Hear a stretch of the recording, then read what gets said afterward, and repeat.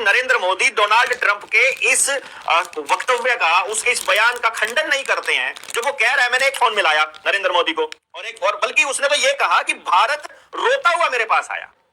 ये बात उसने बोली है ना कि उन्होंने कहा, पाकिस्तान ने कहा, ट्रंप ने कहा कि पाकिस्तान और भारत का युद्ध हमने बंद करवाया। हाँ। ट्रीटी और व्यापार की धमकी देकर। हाँ। कि नहीं तो हम तुम्हारे यहाँ व्यापार नहीं करेंगे। इतनी क्या इमरजेंसी पड़ी थी कि उनके व्यापार के लिए आप देश की सेना के गौरव का इस्तेमाल करेंगे या उसको बेच देंगे? ऐसा प्रधानमंत्री ने जो उसी टाइम पे जब ऑपरेशन सिंदूर चल रहा है, जब जवाबी कार्रवाई चल रही है, उसी प्रधानमंत्री ने अपनी जो जनता के नाम संबोधन था, जो देश के नाम संबोधन था, उसमें एक लाइन नहीं ऐड कर सके वो कि भाई मैं इस बात का खंडन करता हूं डोनाल्ड ट्रंप का, हम किसी भी चीज के सामने नहीं झुकेंगे।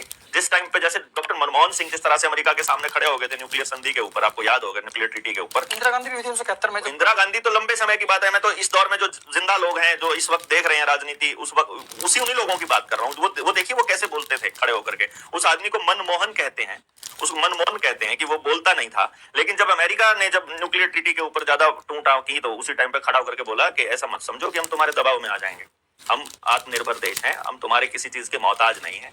यहां पर तो बोलने की हिम्मत नहीं हुई, क्योंकि जो अमेरिका में, ऑस्ट्रेलिया में, इंग्लैंड में, इनमें से कहीं पर भी अगर अडानी के खिलाफ भ्रष्टाचार के मामले चल रहे हैं, अमेरिका में तो चल ही रहा है ना, सबको मालूम है।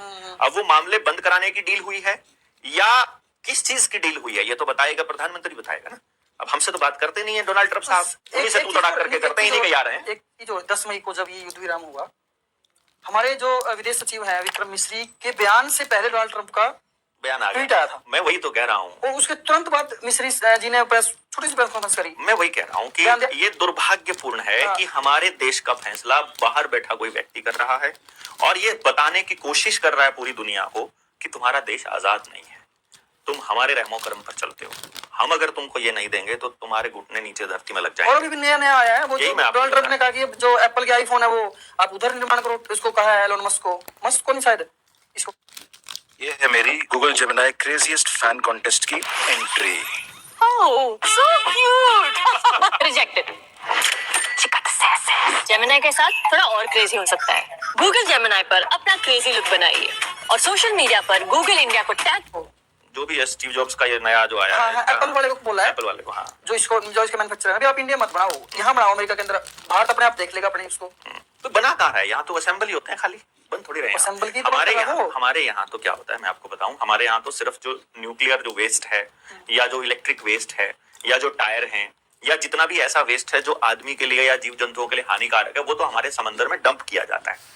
हम लोगों को तो वो लोग थर्ड वर्ल्ड बोलते हैं, उनको बोलते हैं इन लोगों को तो मरने दो जितना मर्जी, ये तो जितने मर्जी बीमार हो जाए कोई फर्क नहीं पड़ता है, इनके ऊपर कोई चीज लागू, इनके खाने की तरफ देखने की जरूरत नहीं है, ये लोग तो सब हजम, वो ऐसा बोलते हैं।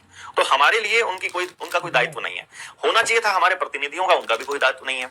फिर हम लोगों को कुछ सोचना चाहिए था अपने बच्चों के बारे में, हमको लगा दिया दिहाड़ी रोटी के लिए चक्कर में कि हम लोग हमारे पास करने के लिए वक्त ही नहीं है अब कि इन चीजों के ऊपर रिसर्च कर लें, इन चीजों के ऊपर देख लें कि हमारा बच्चा क्या खा रहा है, दुकान से ला करके पैकेट के अंदर क्या क्या डाल रहे हैं, क्या क्या, इन चीजों पे कोई फोकस ही नहीं है।